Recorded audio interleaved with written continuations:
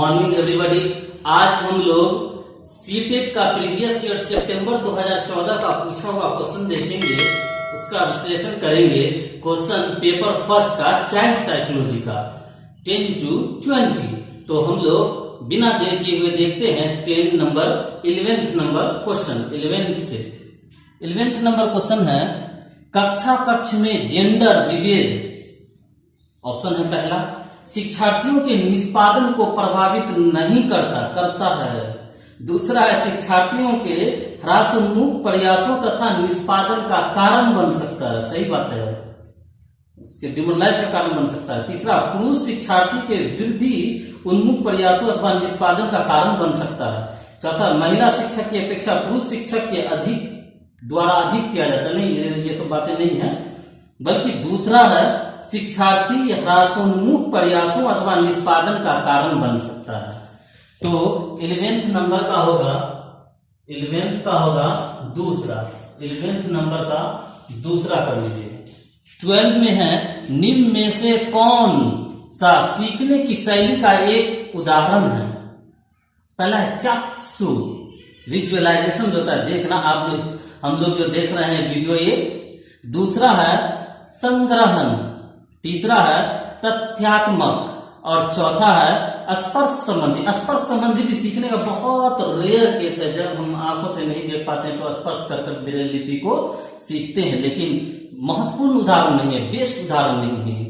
चक्षु देखकर आप जो वीडियो देख रहे हैं, ये बेस्ट एग्जाम्पल है और अच्छे से समझा रहा है ये। और यही कारण है कि स्मार्ट क्लासेस का व्यवस्था किया गया है। डिस्प्ले पर बच्चों को दिखाया जाता है कुछ एनिमेटेड चीज, कुछ और भी एक्स्ट्रा चीज जो क्लास में नहीं ला सकते। जैसे माउंटेन के बारे में ज्योग्राफी में पढ़ाना, तो माउंटेन को उठाकर नहीं ला सकते हैं, तो उसका क्लिपिंग वीडियो ला करके बच्चों को दिखाया जाता है, तो ज्यादा समझता है, बेस्ट समझता है वो। तो इस आधार पर हम लोग कहेंगे चक्षु। 12 नंबर का पहला सही है, विजुअलाइजेशन, विजुअलाइज देखना। 13 में है, एक शिक्षक कक्षा के कार्य को एकत्र करता है, उन्हें पढ़ाता है, उसके बाद योजना बनाता है, पढ़ाता है, फिर योजना बनाता है और अपने अगले पाठ को शिक्षार्थियों की आवश्यकताओं को पूरा करने के लिए समायोजित कर रहा है। वह ... कर रहा है, खाली जगह दे रहा है, वह क्या कर रहा है। पहला ऑप्शन है सीखने का आकलन। दूसरा है सीखने के रूप में आकलन। ये बहुत टिपिकल अजीब सा कंफ्यूजन। अच्छा, सिलेबस में देखेंगे तो सीखने का आकलन नहीं मिलेगा, बड़ा कंफ्यूजन रहता है। कई लोग मुझसे पूछते हैं, कई बार बातें करते हैं तो घबराते हैं, वो अधिगम लिखा रहेगा, अधिगम का आकलन, अधिगम के लिए आकलन, ऐसा रहता है सिलेबस में, तो घबराना नहीं, ये वही चीज है। तो चलिए, पहला नंबर था सीखने का आकलन, दूसरा है सीखने के रूप में आकलन, तीसरा है सीखने के लिए आकलन, चौथा सीखने के समय आकलन। तो इसका होगा सीखने के लिए आकलन। हाँ, देखिए, एक क्वेश्चन 2011 में भी पूछा हुआ है सीटेट का, वो बावर्ची वाला क्वेश्चन होगा। आप जाकर वीडियो देखेंगे तो पता चलेगा उसमें कि बावर्ची खाना बनाने के समय चखता है, वो क्या कर रहा है, तो वो सीखने का आकलन था। लेकिन यहाँ पाठ पढ़ाता है बच्चों को, फिर उसके बाद उसकी योजना बनाता है, फिर उसकी आवश्यकताओं की पूर्ति के लिए, तो ये चीज जो है ये हो जाएगा अधिगम के रूप में। अधिगम के लिए आकलन करता है, वो पढ़ाता है, अधिगम के लिए आकलन करता है वो। तो ये तीसरा होगा, इसका 13 का तीसरा होगा। बाकी आकलन पर अलग से एक वीडियो है, वो आप देख लेंगे। अधिगम का, अधिगम के लिए ये सारा डिटेल उसमें बताया गया है। समय तो उतना एक वीडियो में नहीं रहता, क्वेश्चन हम लोग विश्लेषण कर रहे हैं, टॉपिक आएगा तो देखेंगे। अच्छा टॉपिक है, आप जरूर देख लेंगे इसको। 14, वे शिक्षक जो विद्यालय आधारित आकलन के अंतर्गत कार्य करते हैं। पहला है, उन पर अधिक कार्य का बोझ रहता है, क्योंकि उन्हें सोमवार की परीक्षा से अक्सर परीक्षा लेना, नहीं कभी नहीं। उन्हें प्रत्येक शिक्षार्थी को प्रत्येक विषय में परियोजना कार्य देना पड़ता है। क्यों भाई, प्रत्येक विषय में वो ठीका ले रखा है क्या, केवल वही देगा कि अलग अलग सब्जेक्ट का अलग अलग, मतलब शिक्षक मुकर्रर है तो वो समझेगा। तीसरा, शिक्षार्थी के मूल्यों और अभिवृत्तियों का आकलन करने के लिए रोजाना उनका सूक्ष्म अवलोकन। नहीं, ऐसी बात नहीं।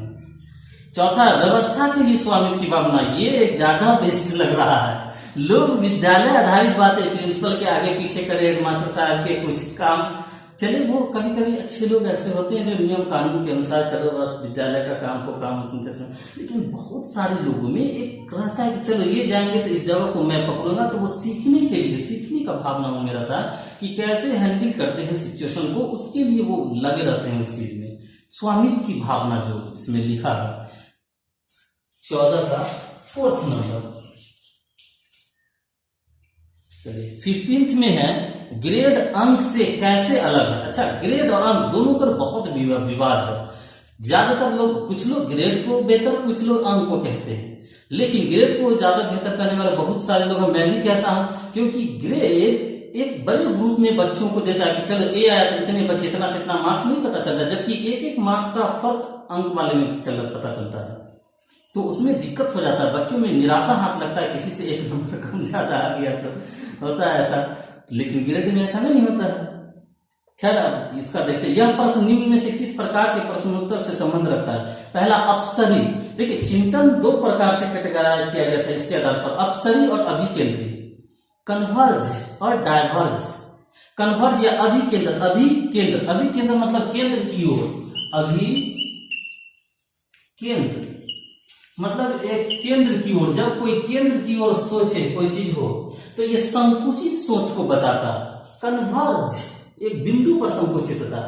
डाइवर्ज मतलब होता है फैलना, जब फैल जाए, हम लोग लाइट वगैरह में पढ़े थे, एक में आगे एक बिंदु पर लगता है और दूसरा में फैल जाता है, इसको बोलते हैं डाइवर्ज या अपसरी चिंतन। ब्रॉड थिंक जिसको बोलते हैं, ये ब्रॉड थिंक हुआ, ये नैरो थिंक हुआ। दूसरा है विश्लेषणात्मक, जब जैसे हम अभी विश्लेषण कर रहे हैं, ये विश्लेषणात्मक है, ये क्वेश्चन जो हम लोग देख रहे हैं आंसर।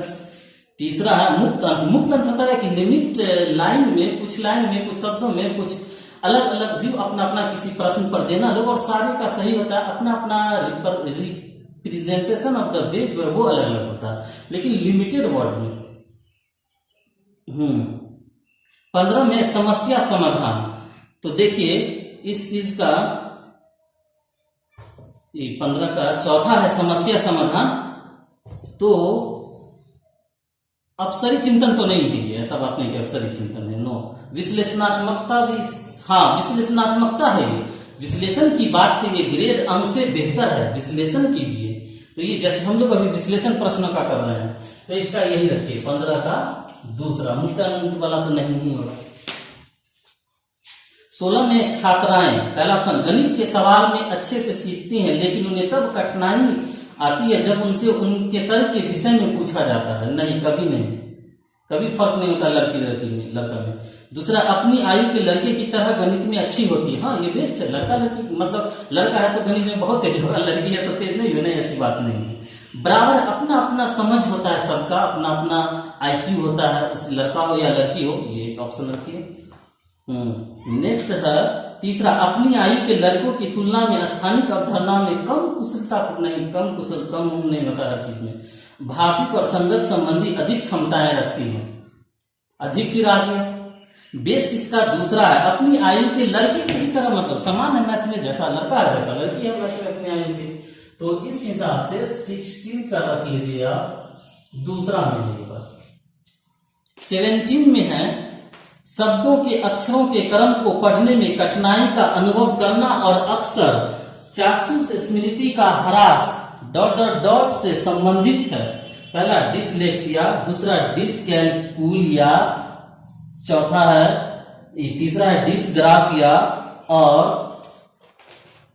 एक और है डिस्प्रैक्सिया। तो क्या चीज बोला, शब्दों के अक्षर, अच्छा पढ़ने लिखने में हो तो ये सिंपल सा है, डिसकैलकुलिया होता है।